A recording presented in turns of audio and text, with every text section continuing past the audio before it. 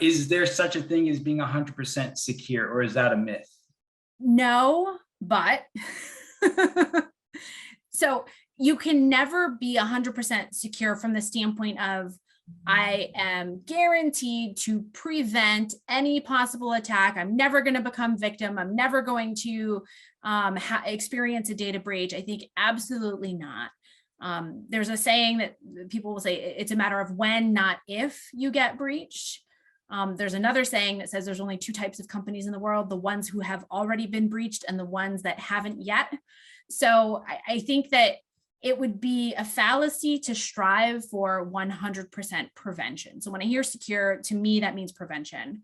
What I advise, especially small businesses, because they have limited budgets, what I advise people to do instead is to aim for equal parts prevention and detection.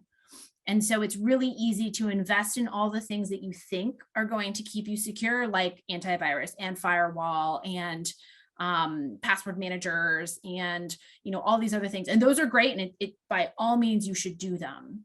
But if you fail to put any time and attention and focus on how do you even know when you've been breached and how would you respond when that happens? Meaning, if you were to detect that there were intruders on your network or malware on your system, do you know who to call?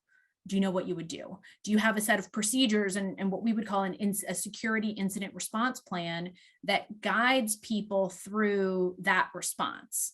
The other thing is, and we're in the data backup business, but part of the detection and response is, well, if you were to experience a breach or ransomware, do you have a reliable offsite backup that you can turn to, or are you going to be forced to deal with the ransom gang and have to consider whether or not to pay the ransom or lose the data? So I like to say 50-50 so that folks are spending enough time and attention kind of on both.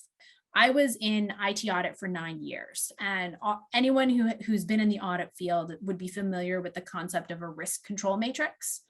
And so the idea is it's literally on one axis, you have all of the potential risks that a business or a process, right? You can subdivide it, but all the potential risks that you might face.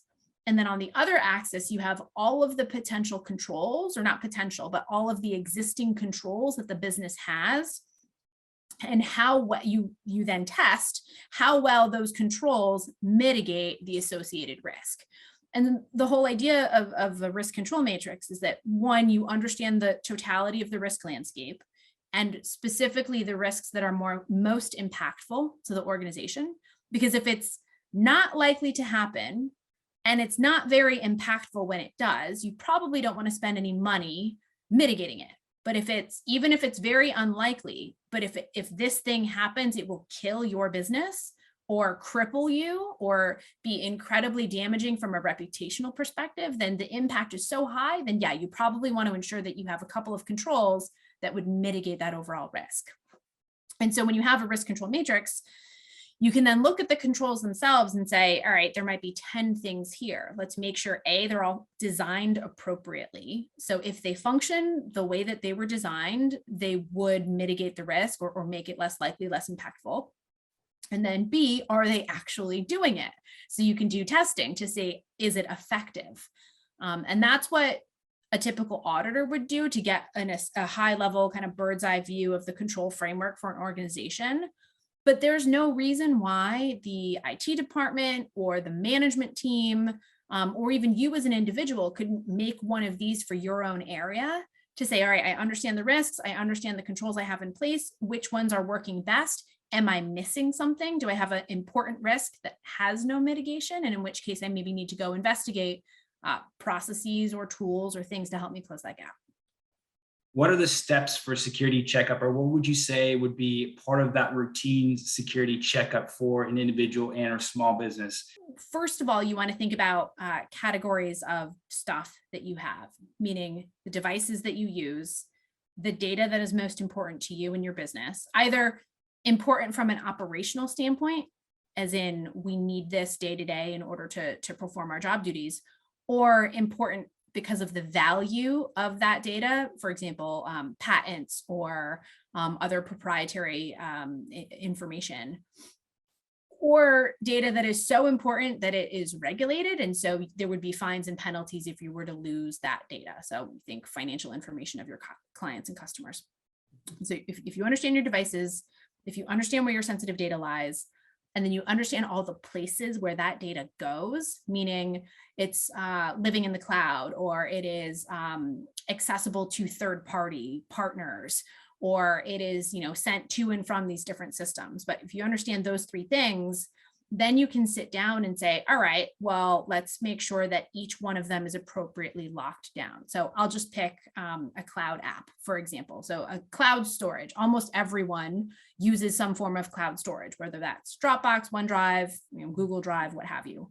How are you protecting your user accounts? For that storage? Do you have multi-factor authentication turned on if you were to lose your password or have your account be compromised? Is the password itself strong and long and unique and complex? Are you storing it in a password manager, right? Like those are things as an end user you could look at. But if you were an administrator and you were doing this more broadly on behalf of a company, you would also want to look at that cloud services admin settings. So are there any risky settings or features that are turned on? And what do I mean by risky? Situations where somebody can share an entire folder and make it public on the internet, or situations where you have sensitive data that is shared with large groups of people, many of whom maybe don't actually need that data. They don't, according to least privilege, they really don't need to have access to that information. So there's things that you can do as an admin to evaluate whether or not all the knobs and dials that you have control of, whether they're all set appropriately for your own risk tolerance. I like how you define that as know your devices, know your applications. You also need to know your users and what rights they should have, and then managing those appropriately, because that can change very frequently as far as your user base is concerned. If an employee leaves for whatever reason, you have to ask those same things. What's their access? How do I turn that off? Where's their device? What's on that device? And how do you protect your intellectual property?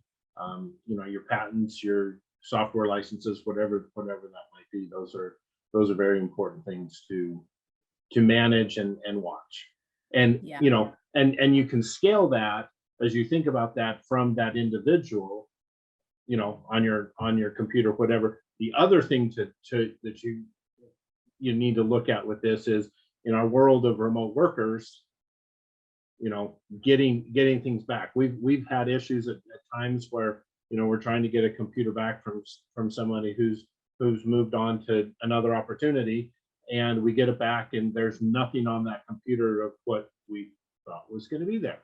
And so there's a lot of things like that. So cloud helps in a lot of those areas, but you've got to make sure that that's secure and that only those people that need to get that information have access to that information. I'm glad you brought up remote workers, because that is a newer dynamic. And to layer another piece onto that, a lot of small businesses have a BYOD, or bring your own device model. So now you have a situation where people are remote, they're using their own computers to access your data. And as a company, you have very little control over that information unless you have implemented from the get-go the right controls. And so there's two main controls that I usually suggest for folks who are considering that type of operating model. One is virtual desktops. And so the acronym for that is VDI. So virtual desktop infrastructure. It's basically a virtual computer that lives in the cloud that your employees can access from any device, Windows, Mac, Chromebooks. All they need is a valid internet connection. They can access their virtual computer that runs in the cloud, and you can control all of the security settings, all the antivirus, all the firewall rules on that machine. And so when that person separates from the company, all you have to do is turn off their access to that virtual machine, and you're retaining all of that data. So that's one method. The other one is a little bit more complicated, but when you would put what they call a secure mobile container on that device. And so it's basically, think about it like a little work bubble on the hard drive, and all the work data is stored inside the work bubble. And so if the person separates from the company can remotely wipe all the data in that bubble. So things like that, not every small business is aware of solutions like that, but it's definitely a rising risk considering the amount of remote and hybrid work that's happening right now. Yeah, maintaining that intellectual property and being able to bring that back into the company is such an important aspect of, I think, any business, and keeping that from, accidentally, intentionally, whatever it might be, getting onto that individual personal device, and then it may not have the security to keep it safe, but you as an organization are still responsible for that. Yeah. And you receive the penalty if there's problems with that. And that goes, your business intellectual property, the customer's credit card, whatever the case may be, all of that data you as a business owner are responsible for.